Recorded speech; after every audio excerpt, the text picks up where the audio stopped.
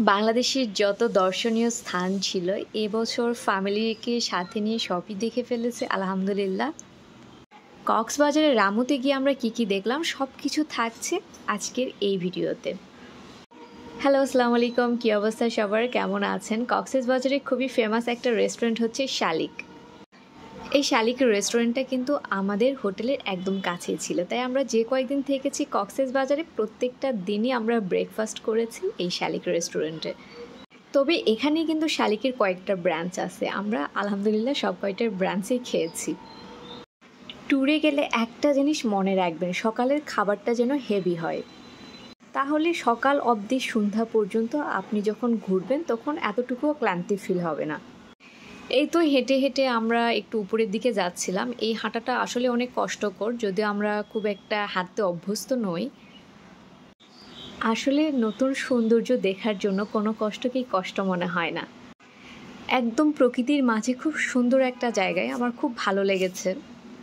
খুব বেশি লোকজন ছিল না, চারিদিকে ফাঁকা ছিল, দেখতে খুব ভালো লাগছিল। আর সবচেয়ে মেইন বিষয়, আপনার পরিবার যদি সাথে থাকে তাহলে দেখবেন সব কিছুই আপনার কাছে ভালো লাগছে। সারাটা জীবন শুধু কাজের এক্সকিউজ, পড়াশোনার এক্সকিউজ দিয়ে কোথাও বেরোতে পারি নাই, জানেন তো, যখন আমরা স্টুডেন্ট ছিলাম তখন না কোথাও যেতে পারি নাই। শুধু ঢাকা থেকে নওগাঁ, নওগাঁ থেকে ঢাকা, এই ছিল আমাদের গন্তব্য। আর যখন পরিচিত কেউ জিজ্ঞেস করতো বাংলাদেশের কোথায় কোথায় ঘুরেছো, যখন বলতাম কোথাও না, তখন তারা মনে হতো আকাশ থেকে পড়েছে। আসলে আমাদের স্ক্যাজুলটা ছিল খুবই টাইট। আমি ভার্সিটিতে পড়তাম, আমার ছোটো বোন পড়তো কলেজে। আমার যখন এক্সাম শেষ হতো আমার ছোটো বোনের তখন এক্সাম শুরু হতো।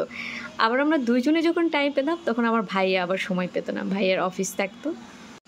এই ছিল আমাদের রুটিন। আমরা কোথাও ঘুরতে যেতে পারি না। আলহামদুলিল্লাহ এখন একটু সময় হচ্ছে, পড়াশোনা শেষ, চাকরি করছি, এর ফাঁকে ফাঁকে একটু ঘোরাফেরা হচ্ছে।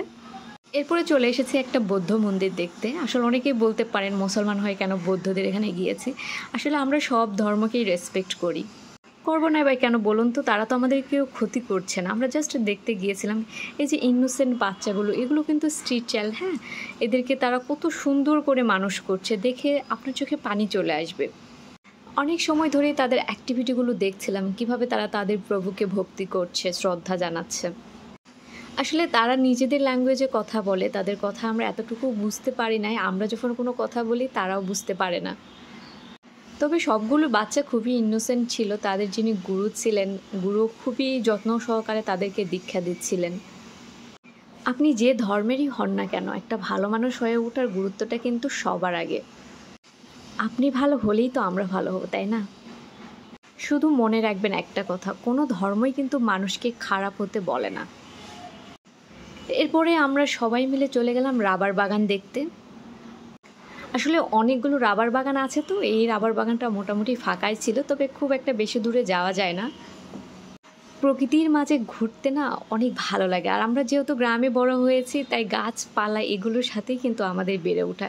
তারপর যখন পড়াশোনার সূত্রে ঢাকায় চলে এসেছি, তখন তো ইট পাথরের দেওয়ালের মধ্যে মনে হয় যে একটা বন্দি জীবন যাপন করছি। পাখি যেরকম খাঁচার মধ্যে থাকলে ছটফট করে, আমাদের লাইফটাও ঠিক একই রকম।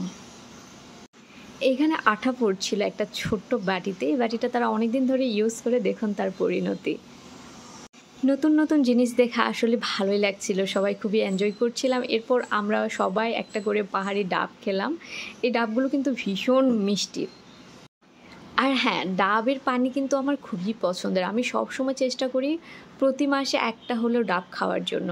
আর যখন শ্বশুরবাড়ি যাই, তাদেরও একটা ছোট্ট গাছ আছে, তারা একবার আমাকে 3-4টা করে পেড়ে দেয়, এবং তারা কেউ খেতে চায় না, শুধু আমার জন্যই রেখে দেয়, কারণ আমি খুব পছন্দ করি। যে তো এই ছিল আজকের ঘোরাঘুরি। ভিডিওটা যদি ভালো লাগে অবশ্যই আমাকে সাপোর্ট করবেন। আল্লাহ হাফেজ।